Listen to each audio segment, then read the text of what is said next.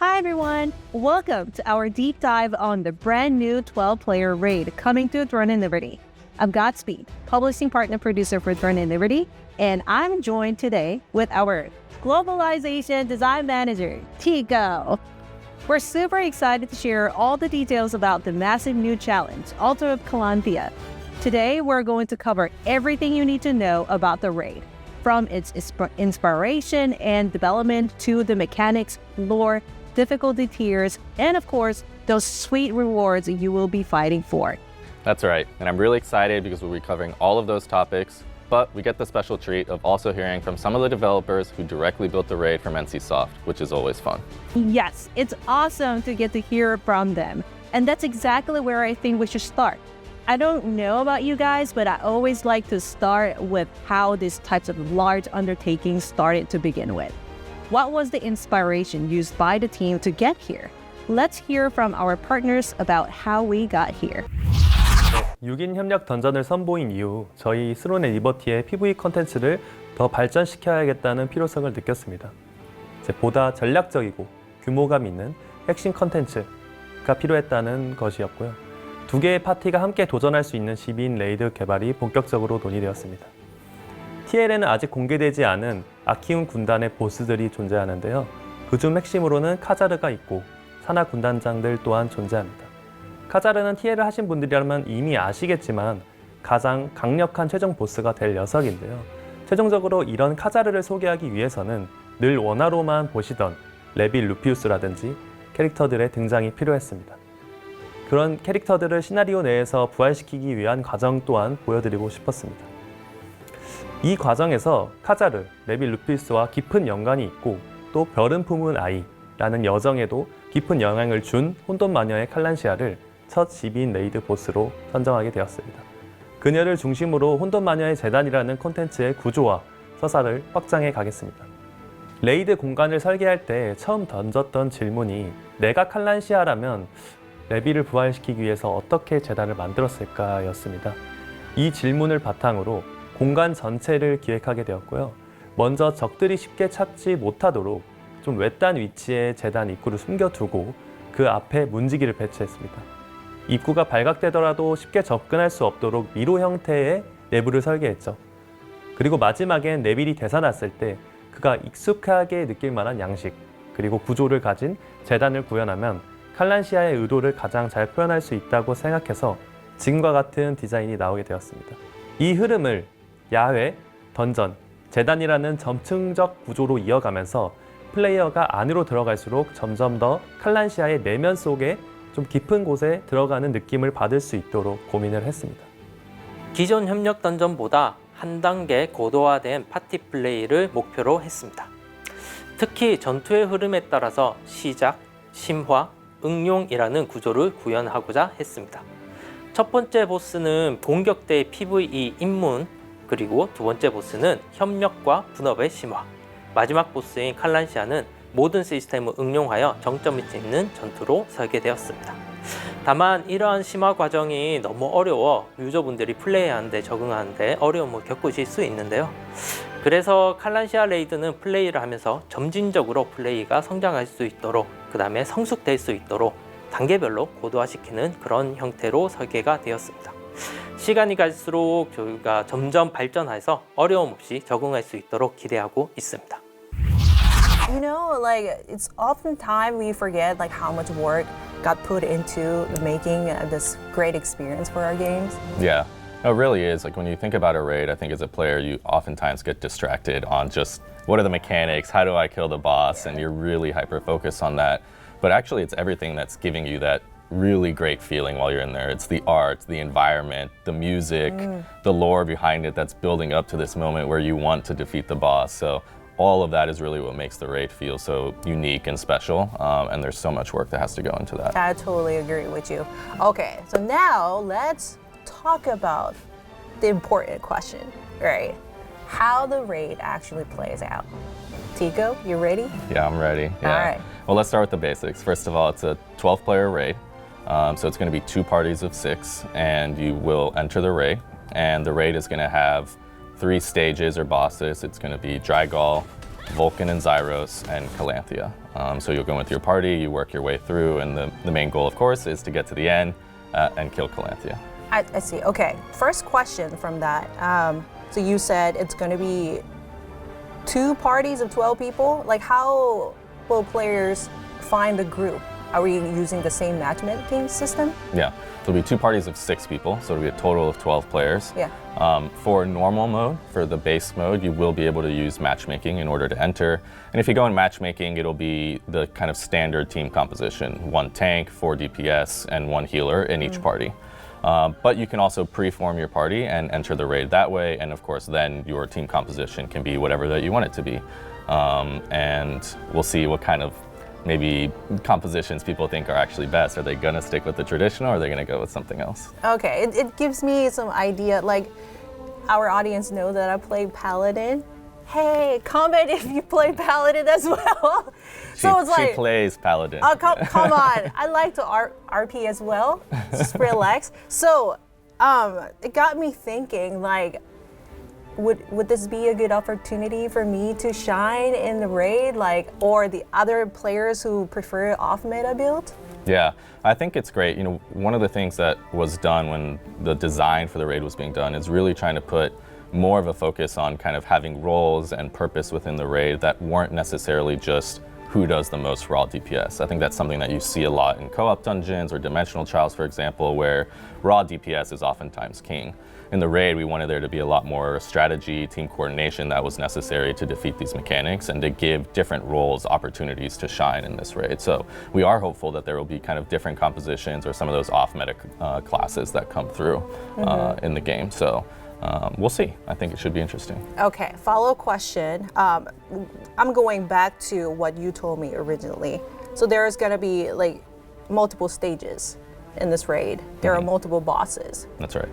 And I'm assuming that this raid's gonna be pretty difficult. It's like, and 12 people getting involved. Like, can I stop in the middle of the raid, or do I have to go from the boss number 1 all the way through Calanthea? Yeah, it's a good question. The raid will take some time, especially early on. You're going to be learning all the mechanics, trying to conquer it.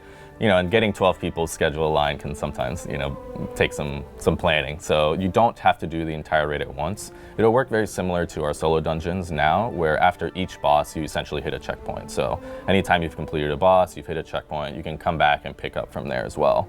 What I will note is that you can go back and do other bosses. So, you know, if I group with you today, we kill Drygal and then we take a break.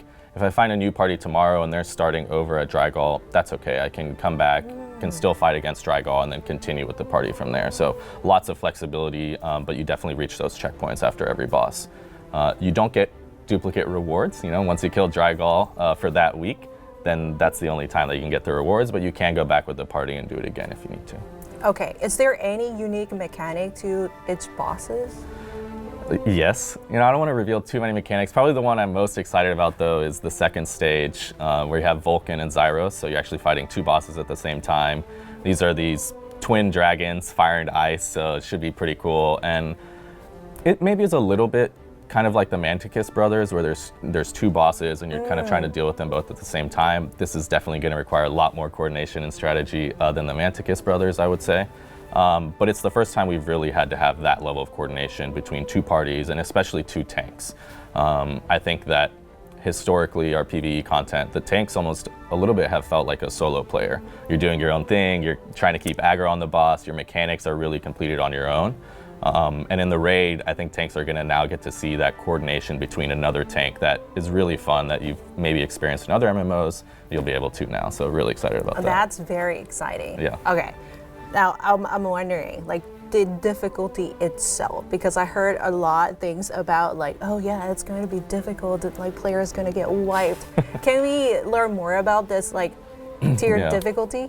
Yeah, so there'll be 3 stages, actually, of difficulties. The first stage is normal, the second stage is difficult, and then there'll be a 3rd stage called Nightmare. Nightmare? Yeah. So the first stage, normal, it will have a combat power requirement of 5,000. So that's the same amount that you have right now for our current co-op dungeons.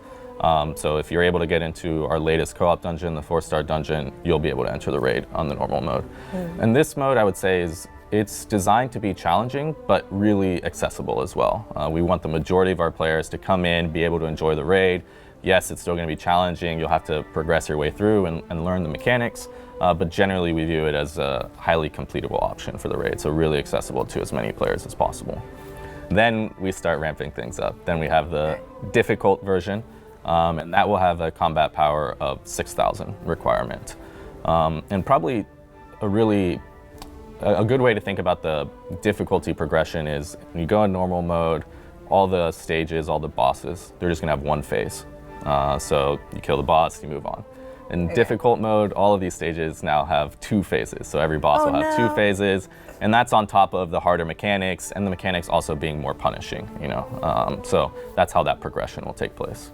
Okay, what about the nightmare mode? Like I'm imagining right now, will Calanthea just beat the shit out of the players? Yeah. Like, what's gonna happen? Well, definitely some Paladin players may struggle with the Nightmare mode, but I won't say which ones, I just said some.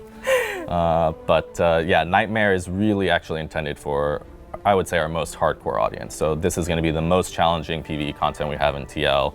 It's not designed with the expectation that everybody can complete it. It's designed specifically to be very challenging and only for some of our most skilled players to be able to complete it. And that one won't arrive until August. So in August, Nightmare mode will unlock. And that's for a couple of reasons. One of them being we expect that you're going to need some of the new heroic gear in order to be able to complete it. But when it does arrive, it's going to be extremely difficult, and a small percentage of our audience will probably be able to beat it. Over time, people will get more powerful gear. You know, it will become easier over time just by the nature of people getting more powerful, but early on, it's going to be really difficult. Okay, I'm super excited. Did you guys hear that? He said something about heroic gear. I'm gonna get to that a little bit later. Okay, so this is how I understood so far. The raid, 12-player instance dungeon type content, and like players for normal mode, it's for everyone who plays TL. They can enter the instance, get the reward, and defeat Calanthea. Versus Nightmare mode will be like it's for whoever wants the hardest challenge. That's right. Okay, Yeah, I think I got it. I'm getting curious about these bosses because their names are quite intriguing, and I've been enjoying the Calanthea's Codex that was released last month. So I want to hear a little bit more about this lore. But I don't think I'm gonna go to Tico for that. I'm gonna just take us back to our partners at NCSoft and see what they have to say about the lore. 이번 모험 코덱스와 외전 코덱스를 진행하면서 과거 저항군과 아키움의 가장 큰 전투였던 벨포레 전투에 대해 접하시게 되는데요. 칼란시아는 이 전투에서 한쪽 팔을 잃고 이후 탐욕의 탑에 갇히게 됐습니다. 그리고 전부였던 레빌도 잃게 되면서 칼란시아는 레빌을 포함해서 모든 걸 되돌리기 위한 집착에 빠지게 되죠. 플레이어는 이번 모험 코덱스와 외전 코덱스의 여정을 통해서 칼란시아는 물론 반대편에 있는 저항군 로엔의 이야기를 따라가면서 그들의 동기와 서사를 함께 겪으면서 그들의 이야기와 세계에 녹아들 수 있는 흐름입니다.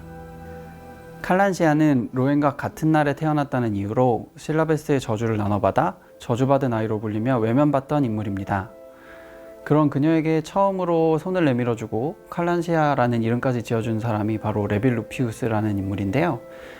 처음 본 순간부터 칼란시아는 레빌에게 맹목적으로 집착하게 됩니다. 맹약체인 카제레의 힘을 이용해 왕위를 찬탈한 레빌은 저항군을 전부 괴멸시켜서 솔리시움 전체의 진정한 왕의 자리를 노리고 있었습니다. 목적에 심취한 그는 저항군은 물론 동조한 세력까지도 주민들까지 닥치는 대로 죽이기 시작했고요. 맹목적으로 레빌을 따르게 된 칼란시아 역시 그를 위해서라면 어떤 일도 머뭇거리지 않고 행하게 되었습니다. 하지만 벨포레 전투에서 부상을 입은 칼란시아가 탐욕의 탑에 흡수돼서 자리를 떠난 사이에 레빌 또한 저항군에 의해서 사망을 하게 되고요. 이후 칼란시아는 어떤 이유에 의해서 탑에서 다시 꺼내지게 되고 그 레빌을 되살리기 위해서 금단의 흑마법을 포함해서 모든 수단과 방법을 가리지 않고 있습니다. 만약 이 부활이 성공하게 되면 이제 겨우 안정을 되찾은 솔리시움 대륙 전체가 다시 피와 전쟁의 소용돌이에 휘말릴 수밖에 없게 될 것입니다. 네, 칼란시아는 레빌의 부활 의식에만 집중하기 위해 자신을 대신해서 재단을 지킬 존재들을 만들어 두기를 시작하는데요. 먼저 드라가일은 그녀의 강력한 마력을 바탕으로 다른 차원에서 사령실로 끌어온 고력이라는 설정입니다. 또 불칸과 자이로스는 조금 다른데요. 이 둘은 칼란시아가 본인 마음속 깊은 심연 속에 존재하는 극도의 분노와 고요한 냉정, 그 양극의 감정들이 본인의 별의 힘으로 만들어낸 존재입니다. 아시다시피 칼란시아는 별은 품은 아이죠. 별품아.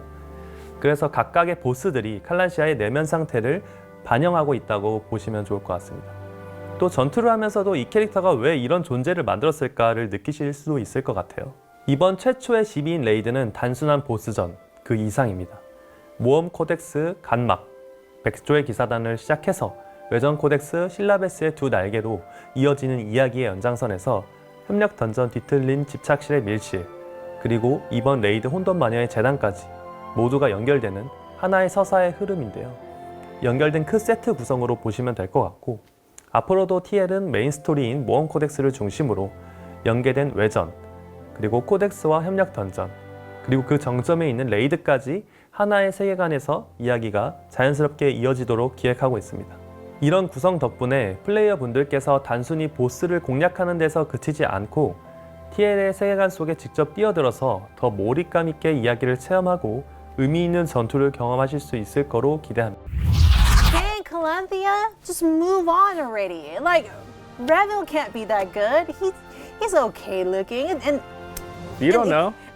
I've seen like illustrations, and I know that he's dead. Like, you have to move on, girl.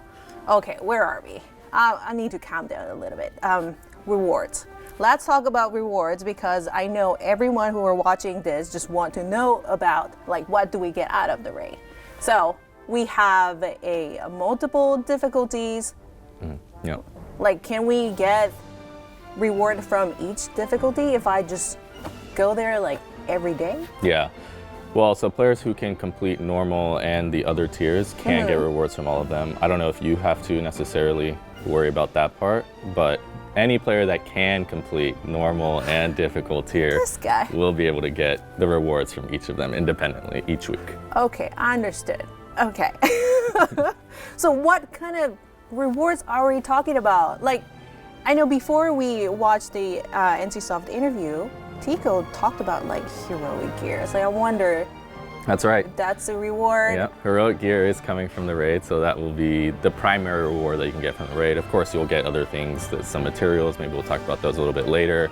Some of the standard materials that you get, but the core reward that you're looking for is the new heroic gear. Okay, let's learn more about this because I never heard about this. Like, is it a new tier of a like epic tier It's not. 2? It's not a new tier. It's a new grade.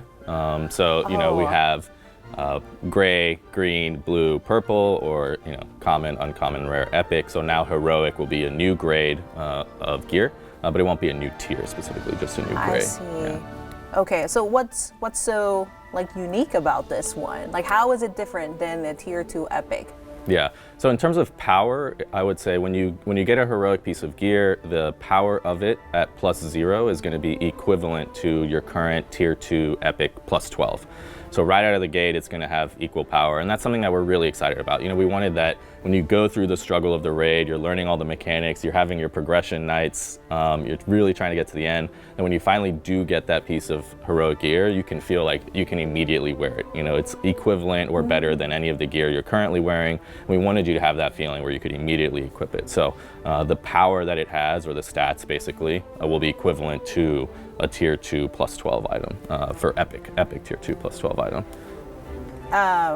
Like, interesting about this because I was kind of reading through our design document. Of course, people are feeling with this. I have to do my homework, guys. I read something about like skill swapping ability or a skill perk.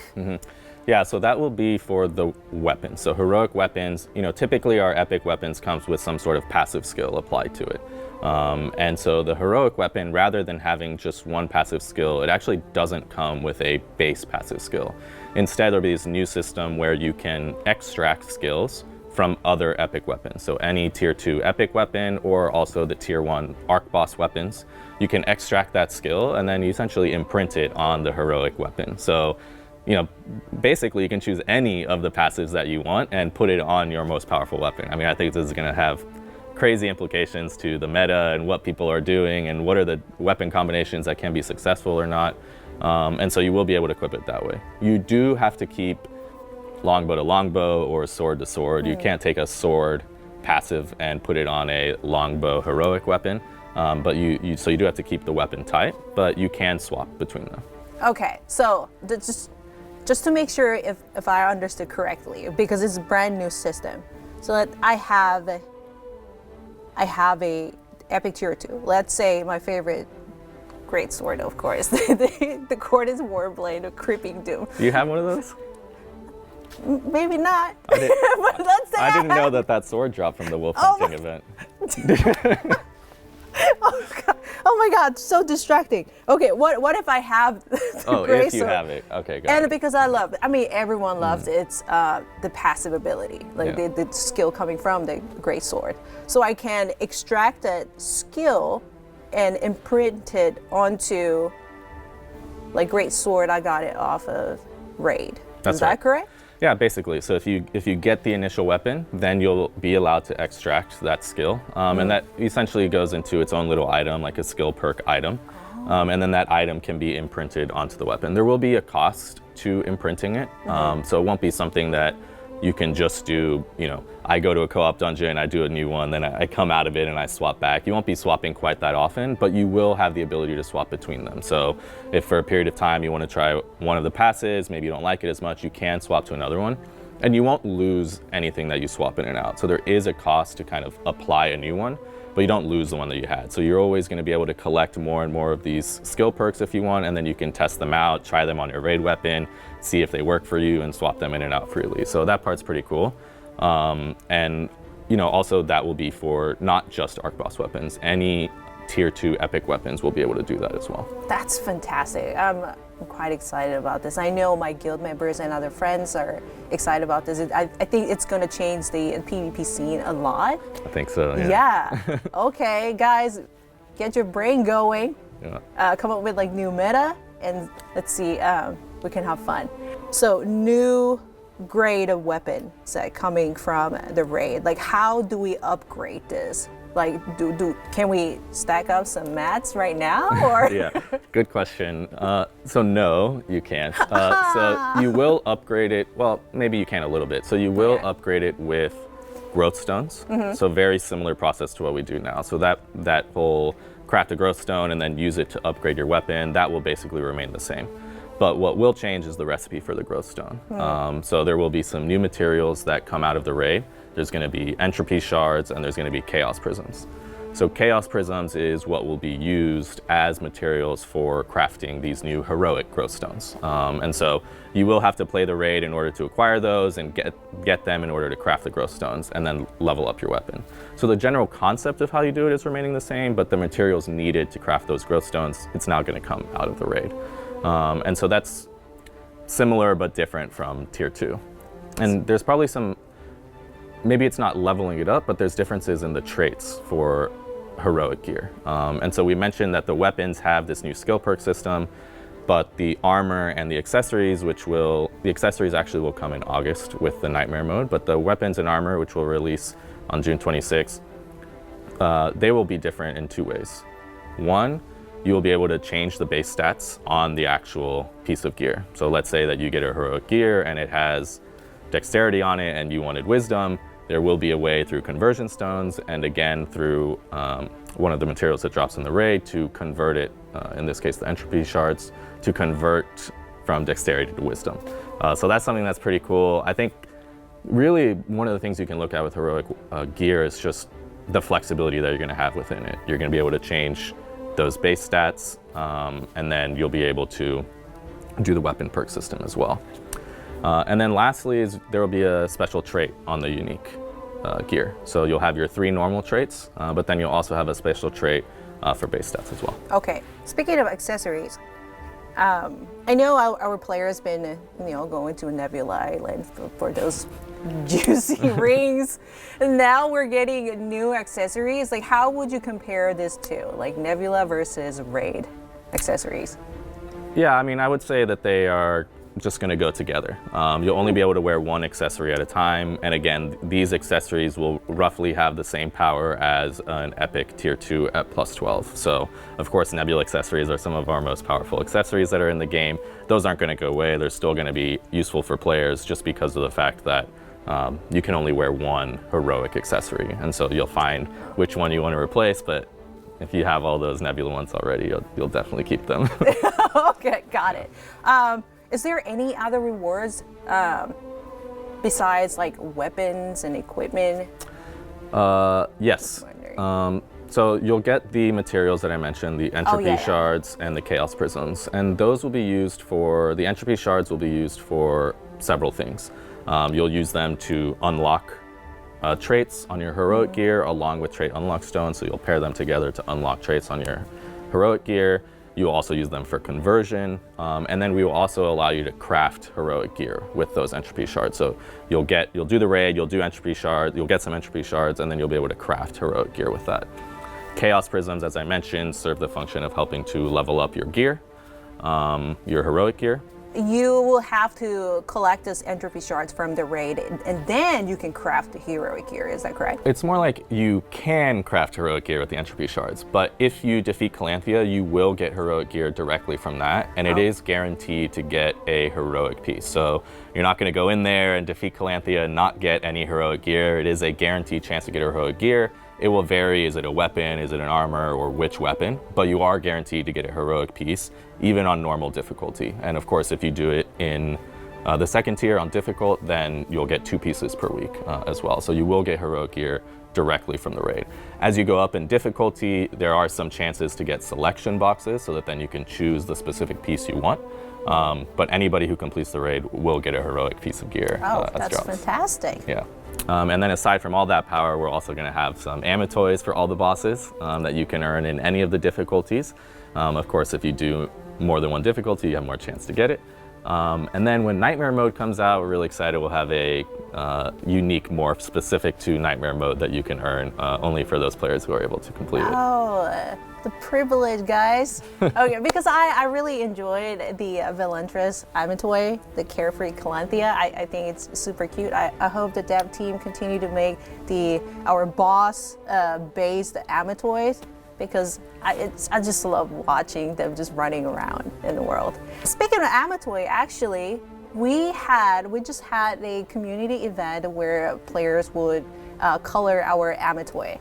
And can you tell us what happened? I know Tico specifically vote for this one particular Amatoy, and that's the winner, actually. Okay, but there's no conspiracy theory here. That's just the one that got the most votes. Yeah, I'm kind of a sucker for, like, the submission had this kind of pencil drawing effect on it, and I really do like those. And I think we'll probably be showing what it looks like now. It's ready to go. It's going to be in-game when the raid launches, and it'll basically be a reward for killing Calanthea. So we'll have a codex tied to the raid. One of those will be to defeat Calanthea, and if you do, this will be a reward that you get from it as a guaranteed reward. So we're really excited for this to be in the community. It was so fun doing the contest, and now seeing it in the raid. Yeah, I'm so excited. All right, that covers everything we wanted to share about the new raid for today. Thanks to our partners at NCSoft for all their incredible work to bring this experience to all of our players. And of course, Tico, thank you for all the awesome information. Of course, I'm happy to be here, and I can't wait to experience this raid with my guild and all of you in Silesium. Remember, the raid opens on June 26th in just a few days. So get your friends, meet at the altar of Calanthea, and get ready to raid. Until then, I hope you have a great week, and I'll see you soon in Silesium. Bye!